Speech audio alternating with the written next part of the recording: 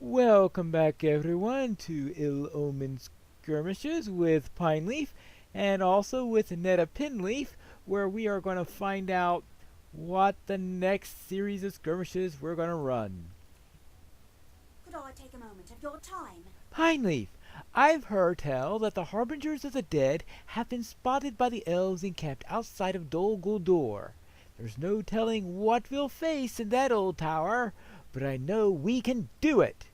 In other words, Mirkwood skirmishes today, and that's really all nice tied in together. Let us begin with Dananglor, of course. Strike against Dananglor. Let's do them in order. Here at Dananglor, the enemy holds and interrogates those they have captured in battle. The prisoners must be rescued swiftly. Here we are in Dananglor. And we'll see what we can find in here. It's a little strange because I was just running a DDO dungeon with... We're going inside of Castle Ravenloft, and the same voice actress plays the DM in that particular adventure. It was strange hearing Galadriel's voice as you're trying to go through Castle Ravenloft. I wonder if she's thinking of that we're going through this as if we are trying to infiltrate Dol Guldur or something like that. Well, that's one raven down, but right. Speaking of, okay, I guess Kraban, but right, ravens are with the free peoples. But after Castle Ravenloft, I guess I have ravens on my mind. Corvines, yes. Now we have to clear out the first 4 control points before we are going to gain access to the Harbinger. Yoo-hoo! Come out and play! And of course the first one is the tricky one you need to do. Because the first one is the one that you have to do right in exact order. The others you can do in any order, though. I have a preferred order. Simply because when you take the final control point, there's an encounter that pops up when you have taken the 4th control point, whichever order you've done it in.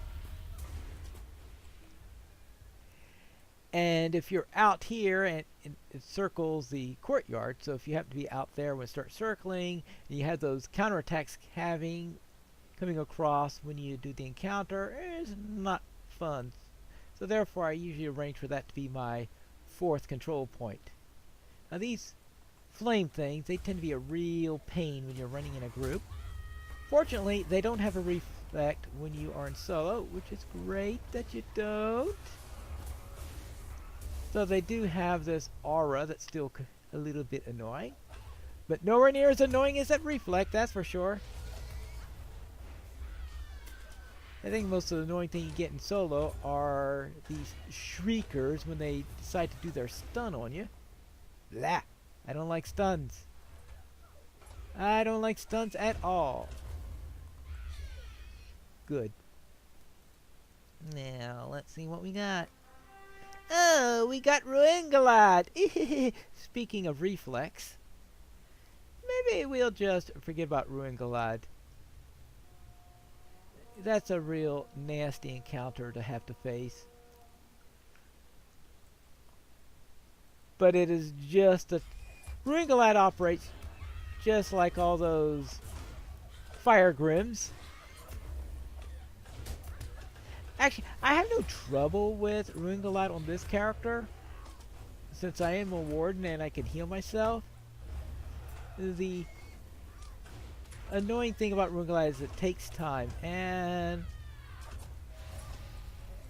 time is something I'd rather not have to worry about on this particular run. This isn't intended to be a full Dananglor run. This is, of course, all about the Harbingers. Now let's clear out all these areas. and we're done, we are going to have a fun little harbinger to keep us company for the night. Whoopee! I've cleared out the last of the areas. As courtyard falls to your control, an ancient guardian of it returns. That's the encounter that I was talking about, which walks around the courtyard. But of course, what I have to worry about right now is Filth-Tongue Corpse Eater here. This harbinger of the dead. So I like to take care of the crawler first. Have one less opponent to worry about. Oh, and get rid of this vile stuff that he spits at you.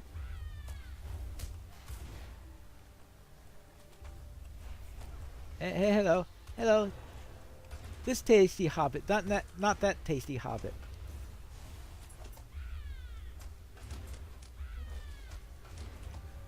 Corpse feeder, what a name. Of course, looks like he's out to create a corpse. If he can't find a corpse to eat, then he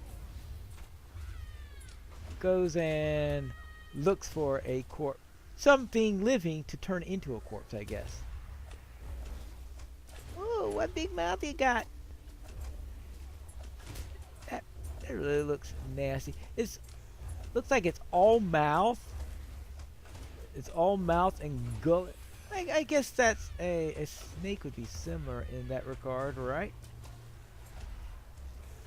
Not too sure. I've never gone in in-depth study of a snake's anatomy.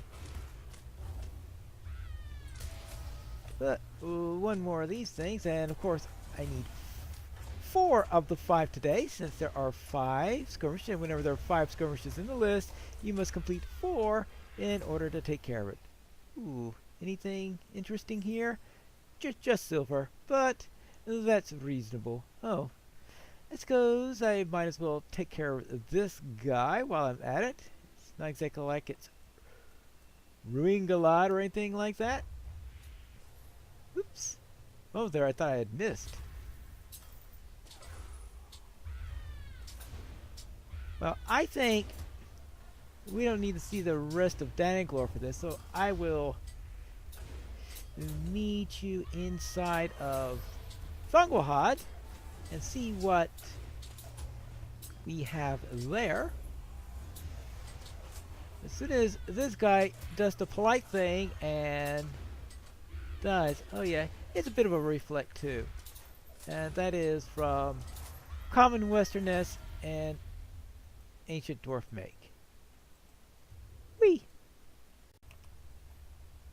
Here we are in Strike Against Dananglor, and here the Harbinger arrives after the 5th assault.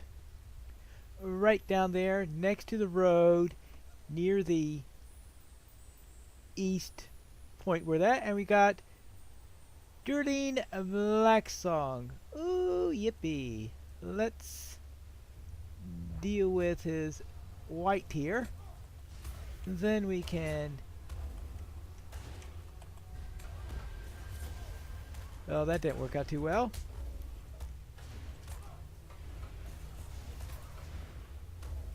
Yeah, he looks nasty, doesn't he?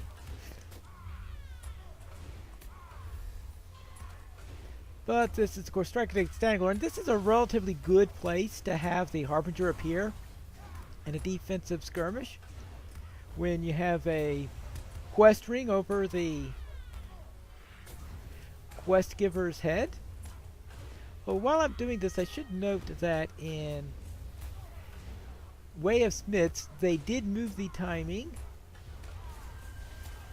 of the spawn over there. So it's not quite where it used to be. It used to be after the boss was killed, which of course turned out to be a bad time.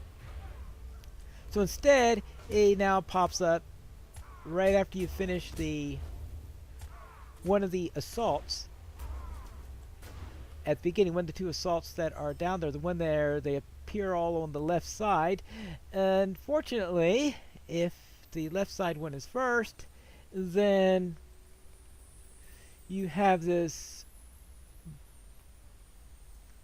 skirmish, this boss, this harbinger, standing right on top of the North Forge's right side entrance, where, yeah, you are going to get mob spawning at there. So I think they still need to tweak that a little bit. But that's where we have the harbinger for Dananglor, or Thangolhad. So now let's head into breaching the Necromancer's Gate.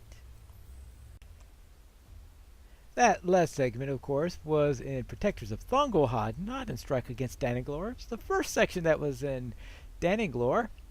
But here we are in Breaching the Necromancer's Gate, and we've taken all of the control points except for the one at the boss fight. And now we've finally gotten to the Harbinger, which is Ristos the Rent. Oh, fun.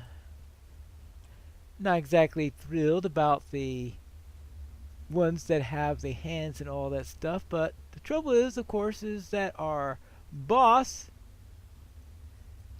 is right down there. What I'm going to do is I'm going to grab Ristos and pull him down here. See, Doraz is moving down, but he's not going to be too much of a problem at this point because we have to get a little bit closer or attack him before he's going to actually be activated.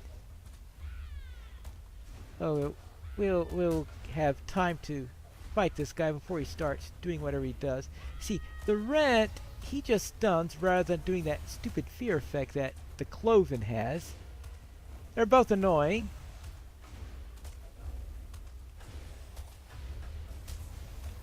But this one's slightly less annoying. I know that's condemning with faint praise. Yeah.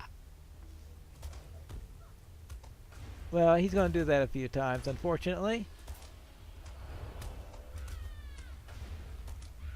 Yeah, because you got... Actually, they're both doing it right now, so preventing one of them is not going to do me any good. I have a feeling that, I guess, Flax might be going against the other one, because I presume we had some sort of... Because the hand is the...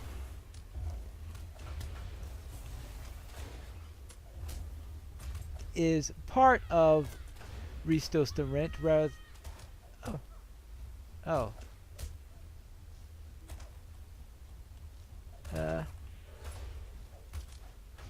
Oh!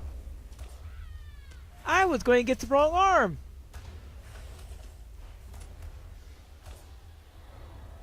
Yeah, I needed the healing more than I needed to stop that, unfortunately. And they're both doing it, so there's no way around it. Look at that. I just got unstunned, and he's already getting ready to do another one. That's what makes these guys annoying. As I said, the Cloven is even worse, in my opinion.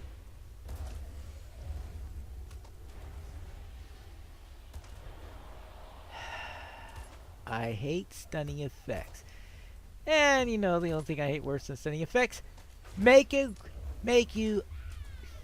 run away in bold and horrible terror effects. Really nasty. There you go.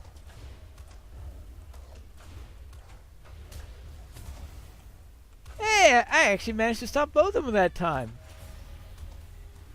It's possible, but of course, most classes... Look, I still can manage to get stunned anyway, despite that. Look, if you are allowed to stun me right after I get a stun like that... Anyway. I don't like them when they do that to you. Well, that is Ristos the Rent in Breaching the Necromancer's Gate. Now what happens when we assault the Ringwraith's lair? We have just cleared out the second Bailey in assault on the Ringwraith's lair, and I'm taking the control point right here, and that means that we are going to get our next Harbinger, and the Harbinger is going to come at a very inconvenient location, and that is right here. Hunamar the Drowned, and I think that we'll fight him right away, because I've had several cases where I've tried not to fight him immediately, and I wound up having to fight him anyway, because he just comes in and fights anyway. He just comes in and attacks. I figure this is probably the best time to do it because we have a chance. Yeah, she's out there fighting that, so I have to monitor her. Now, fortunately she doesn't get killed, but if she falls, she just kneels, and I think you lose some points in the skirmish because she was forced to rest afterwards. Now, unfortunately, I don't have... Oh, Flax is too busy being drowned, I see.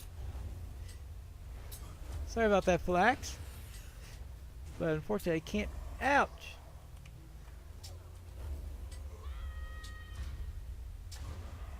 Yeah, well, she's still fighting there. Good. Maybe I'll have some chance here of getting the Harbinger down before she starts kneeling. There you go, and nope, she's kneeling now. She kept them distracted just long enough for me to kill the Harbinger. Okay, I guess that works. But as you can see, this is a rather awkward place. Now, the fact that they were down there means I could have...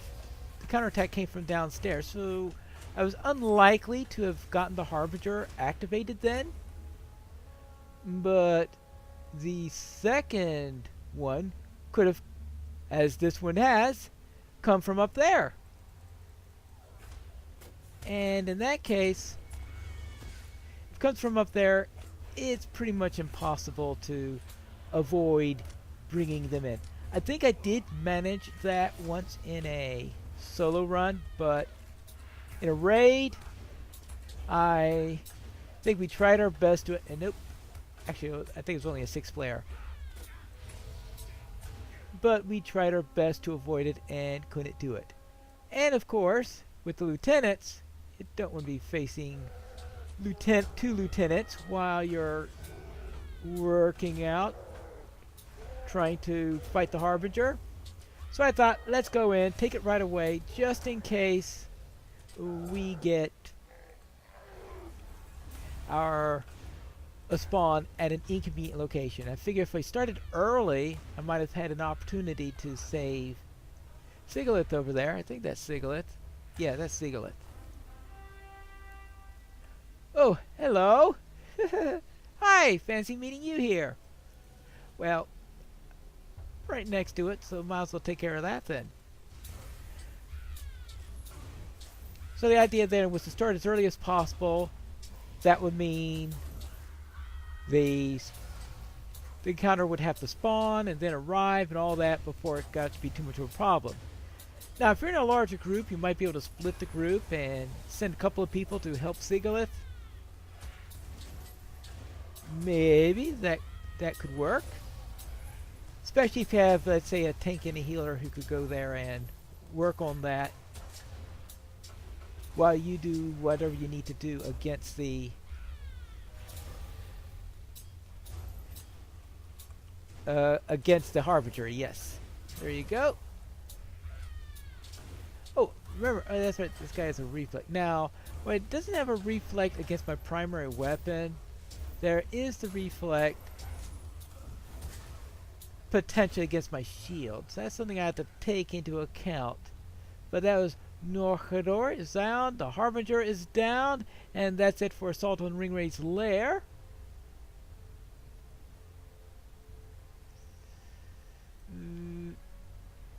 Where'd Sigilith go? Oh, you push on, I will hold them back here. Alright, apparently she stood up afterwards after I finished all that and did the encounter. Oh well. But anyway, that is it for Assault on the Ringlaid's Ring Raid's lair, which means I should now have all 4 done that I need for today. There you go, yes, talk to Netta Pineleaf. But before I do that, I need to finish this skirmish. With that done, we can speak with Netta again. Hello. Very good, Pineleaf. That ought to keep them away from those folk for a bit, right? And that takes care of that, and that gives us 10 of 12 now. Only 2 more before we finish that and find out what happens when you finally get to 12. Yet before I can sign off, we need to have a look at what happens in Battle in the Tower. For the Battle in the Tower, I have a bit of an awkward situation coming up because I believe I have, yes, this encounter right over here, and in the boss room way up there we have the Drowned. So we have the final fight area plus an encounter plus our Harbinger, all in close proximity. Now, unfortunately, it's not too difficult to do the encounter without doing the room at the same time, because I've had plenty of practice doing that. Now, the yellow beetle here, that's one of the pets that you can get out of the skirmish event. That was the second thing I got. The first item that I gained was the cloak that I'm wearing. The beetle is the second. There are 5 rewards in all. And I'm going to see if I could manage to get all 5 of them at some point in here. There is a deed, of course, to kill 60 of these Harbingers. And there's supposedly a follow-up one. Actually, I think I even checked that in the deed log at some point, maybe even in an earlier episode, where we demonstrated that. Okay, well, that's 15 of 18. I still need to kill 3 more of those at some point. Right. Well, maybe someday I can get the last 3 of those. But what I have here is Banisher of Ill-Omens. Wait, I am at 47 of 60 right now. And I believe if I hit set rewards, it'll say Harbingers of the Dead 15 of... Wait. Okay, there's no special set reward for that. Remember, don't tell me there is an advanced... No, there isn't an advanced deed for that. What there is an advanced deed for is Banisher of Ill-Omens, where you see that there's this 20 tokens of Ill-Omens and a title, the Ominous, and that's something that if you do a second layer, and tradition says, of course, that that's going to be twice as many as the first one, but we'll have to see. Let's see if I can get the Harbinger without getting this guy. Probably not likely, but it'll be useful. Well, that answers that question. Hopefully he'll come down and join the party. I just don't want to be too close to... Oh, he drowned on me already. I just don't want to be too close to Mazog when this finishes up. Because if I am, then we can have trouble. There you go. But he has all these inductions on him. But he is not anywhere near as annoying as those cloven and rent ones are. But actually, I guess jumping in like that gives you a little respite. But it will help if you've eaten food before the fight so that you could improve a little bit. Sorry about that. Are you done yet? Okay, there you go. I felt things go a little bit slow there. Now let's get a little bit back into shape. Oh, get rid of drowned. See, what does drowned do again? Fear. Shadow damage. 48,827? Eesh! That's a lot of damage. And here's alright. You done with the shadow damage? Alright, good. With that done, it's time for our boss. Oh. Anything interesting in here? Nope. Just silver. And that ends today's episode when we... That is probably the final episode, though I may make another one to show what happens after I get 12 of these, if anything interesting happens. If nothing interesting happens, then this will be the final episode here in Ill-Omened Skirmishes.